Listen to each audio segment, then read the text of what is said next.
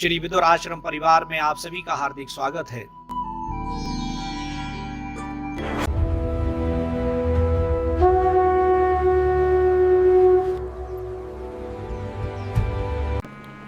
जय श्री राम, जय श्री हनुमान।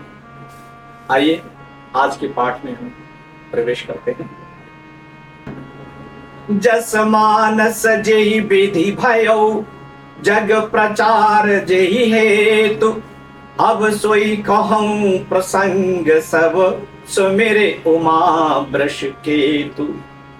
ये रामचरितमानस जैसा है, जिस प्रकार बना है और जिस हेतु से जगत में इसका प्रचार हुआ है, अब वही सब कथा मैं श्री उमा महेश्वर का स्मरण करके कहता हूं। ये मानस ग्रंथ जैसा है, जिस प्रकार जिस विधि से ये बना है, जिस कारण से इसका संसार में प्रचार हुआ है, तुलसीदास जी कहते हैं कि अब मैं वो सब प्रसंग श्री पार्वती जी और भगवान शिव का स्मरण करके कहता हूं। कवि इस दोहे के माध्यम से इस पवित्र ग्रंथ की पृष्ठभूमि तैयार कर रहे हैं। तुलसीदास जी मानस ग्रंथ की रचना के पीछे का कारण और इसकी महिमा बताने की शुरुआत कर रहे हैं। वे शिव शक्ति की वंदना करते हैं। किसी भी शुभ कार्य या कथा के प्रारंभ में तुलसीदास जी शिव पार्वती को याद अवश्य करते हैं। यहां उन्होंने शिव जी को वृष केतु कहा है। वे शिव जी को इस कथा का मूल प्रेरक और रचयिता मानते हैं। ग्रंथ की रचना का रहस्य समझाते हुए श्री तुलसीदास जी महाराज ये स्पष्ट करना चाहते हैं कि ये ग्रंथ केवल उनकी कल्पना नहीं है, बल्कि इसके पीछे एक गहरा विधान और विशेष प्रयोजन छिपा है। जग प्रचार शब्द से संकेत मिलता है कि ये कथा पहले शिव जी के मन में थी, फिर उन्होंने पार्वती जी को सुनाई और बाद में काकभूषुंडी जी की कल्पना में आई। उसके बाद याज्ञवल्क्य जी की कल्पना में अंततः तुलसीदास जी के माध्यम से लोक कल्याण के लिए संसार में प्रकट हुई। ये तुलसीदास जी की विनम्रता है, जिसे वे अपनी सामर्थ्य के बजाय ईश्वरीय कृपा पर बल दे रहे हैं। वे जो कुछ भी कहने जा रहे हैं वो महादेव की स्मृति और प्रेरणा से ही संभव है। यहां हम लोगों को ये प्रेरणा लेनी चाहिए, हम कितने भी बड़े हो जाएं, अपने बड़ों का आशीर्वाद, ईश्वर की कृपा कभी ना भूलें।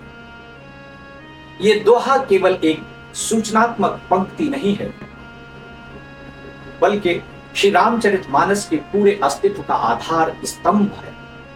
ये अपने अंदर एक व्यापक रहस्य छिपाए हुए है। इस दोहे में तुलसीदास जी बहुत ही मार्मिक बातों का वर्णन कर रहे हैं।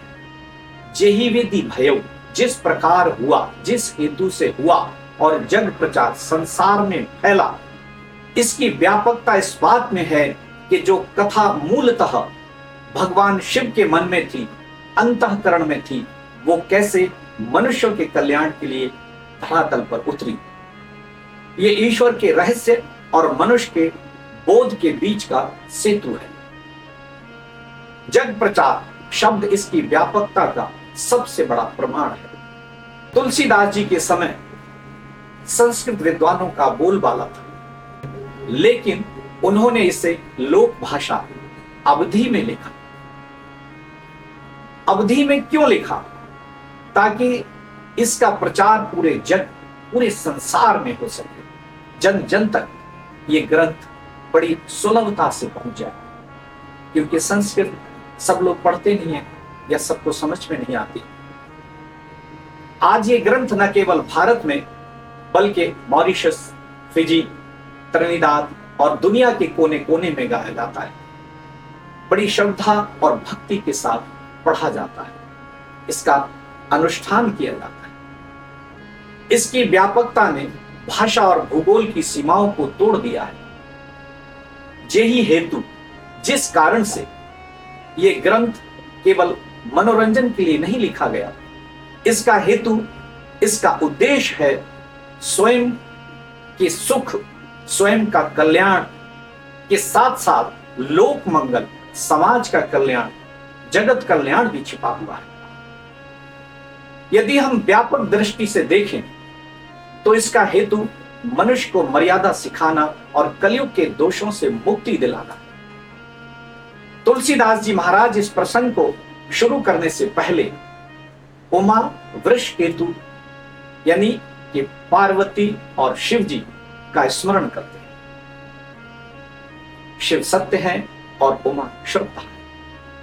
किसी भी ज्ञान की व्यापकता तभी सिद्ध होती है जब वो श्रद्धा और विश्वास भवानी शंकरौ श्रद्धामयौ पर आधारित हो। ये दोहा हमें बताता है कि इस ग्रंथ की जड़ें शाश्वत सत्य में छिपी हुई है। इस दोहे की सार्थकता इस बात में भी है कि ये मन के मानस बनने की प्रक्रिया है, यानी हमारा जो मन है वो कैसे मानस बने, कैसे हम अच्छा सोचे, कैसे हम मेहनती बने। जैसे भगवान राम थे, उनके आदर्शों को हम अपने जीवन में कैसे लाएं। जस मानस, जैसा ये मानस यानी रामचरित, जैसा ये रामचरित मानस है, तुलसीदास जी संकेत दे रहे हैं कि ये ग्रंथ पढ़ने वाले के मन को भी मान सरोवर की तरह निर्मल स्वच्छ बनाने की शक्ति रखता है। इसकी पहुंच पाठकों के, पढ़ने वालों के अंतर मन तक है। ये कैलाश शिव से शुरू होकर आम आदमी के आंगन तक पहुंचने की यात्रा है। यह स्पष्ट करता है कि राम कथा केवल एक राजा की कहानी नहीं है, बल्कि एक ऐसी ईश्वरीय विधि है जो संसार के हर मनुष्य के लिए सुलभ बनाई गई है। इस दोहे से इस ग्रंथ की मूल आत्मा का जुड़ाव, इतना सुंदर, इतना व्यापक अर्थ वाला, जन जन का उपयोगी ग्रंथ लिखने के साथ साथ इतने महान कवि होते हुए भी तुलसीदास जी कह रहे हैं कि ये सब भगवान शंकर और पार्वती जी की कृपा से संभव। इससे हम सबको प्रेरणा लेनी चाहिए। हम कितने भी बड़े बन जाएं, अपने जीवन में हमेशा ईश्वर का धन्यवाद और उसके प्रति आभार को व्यक्त करते रहना चाहिए। कितने भी धनवान बन जाएं, कितने भी शक्तिवान बन जाएं, किसी भी प्रकार की शक्ति ऊर्जा हमारे पास हो, तब भी हमें विनम्र रहना चाहिए, ईश्वर का धन्यवाद करते रहना चाहिए। जिन लोगों ने जो कुछ भी हमारे जीवन में किया है उनके प्रति कृतज्ञ रहना चाहिए, अपने बड़ों की कृतज्ञता प्रकट करना चाहिए। इससे हमारे जीवन में कभी अहंकार नहीं आता। जय श्री राम।